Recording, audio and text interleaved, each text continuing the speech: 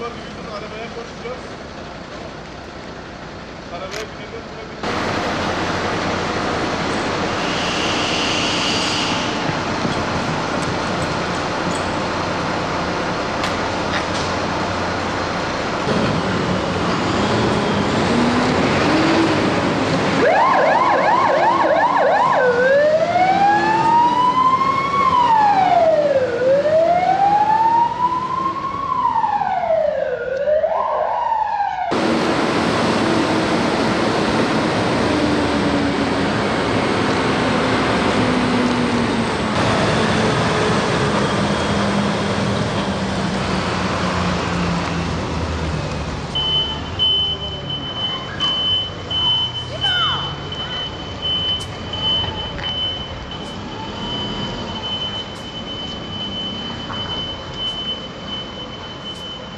Tatvan Belediyesi İtfaiye Müdürlüğü yangın, kurtarma, sulama, hayvanlarla uğraşma, yıkama bu işlerle meşgul.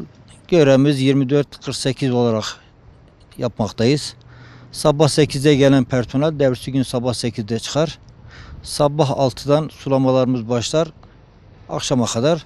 Bunun yanında çıkan yangınlara, oluşan kazalara en kısa zamanda gidip müdahale ediyoruz. İhbar bize geldiği zaman araçlarımız zaten hava dolmuş çalışır durumdadır. Arkadaşlarımız araca koştukları zaman diğer personel yine aynı numarayı arayıp ihbarın doğru olup olmadığını kanıtlar. Doğruysa araca gerekli yerin adresi verilir, araçlar hareket eder.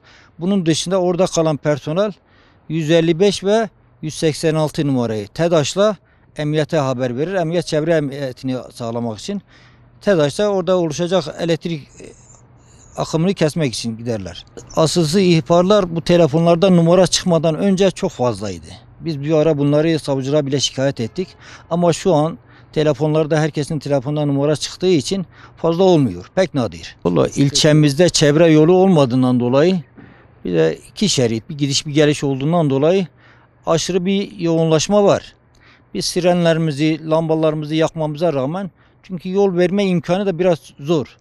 Hatta ki rahatlamayıncaya kadar biz aynı siren ne kadar çalsak, ne kadar ötürsek şey etsek hiçbir fayda görmüyoruz. Keşke çevre yolumuz yapılsa, bu trafik rahatlasa, oluşacak, meydana gelecek bir yangında veya kazada en kısa zamanda bizim müdahale etmemiz için. Çok önemli bunlar. İnşallah olur bunlar.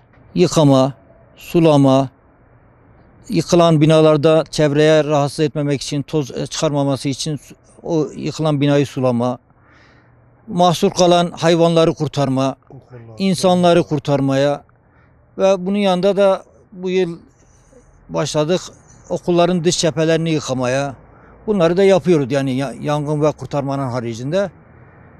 Rabbim bir araba yardımcımız olsun. İtfaiye ekibi günün 24 saatinde hiç uyumadan, kimseyi de rahatsız etmeden halkın huzuru için, yangınların en kısa sürede sönmesi için gerekli tüm mücadeleyi en güzel şekilde veriyor. Bu da ekseriyen okullarda hem bilgilendirme hem de tatbikat usulü görevlerimiz var. Bunun dışında askeriyede, emniyette aynı şekilde gidip bilgilendirme hem de tatbikat yapma görevlerimiz var. Öğrenciler de itfaiyeye gelen bu küçük anaokulu öğrencilerini burada hem itfaiyeyi tanıtmak, hem itfaiyeye bindirip bir tur attırmak, hem de itfaiyenin ne görevler yaptığını, onlara ne şekilde yardımcı olduğunu anlatıyoruz. Vallahi ben itfaiyeyi bir askeriye gibi, bir emniyet gibi görüyorum. Onlar ne kadar insanların can ve malını kurtarıyorsa biz de aynı şekildeyiz. Halkın bize aynı şekilde özveriyi göstermesini, sevgi saygı göstermesini istiyoruz. Biz onların her şeyi için hazırız. 24 saat hiç durmadan görev yapıyoruz ve halkımızın hizmetindeyiz.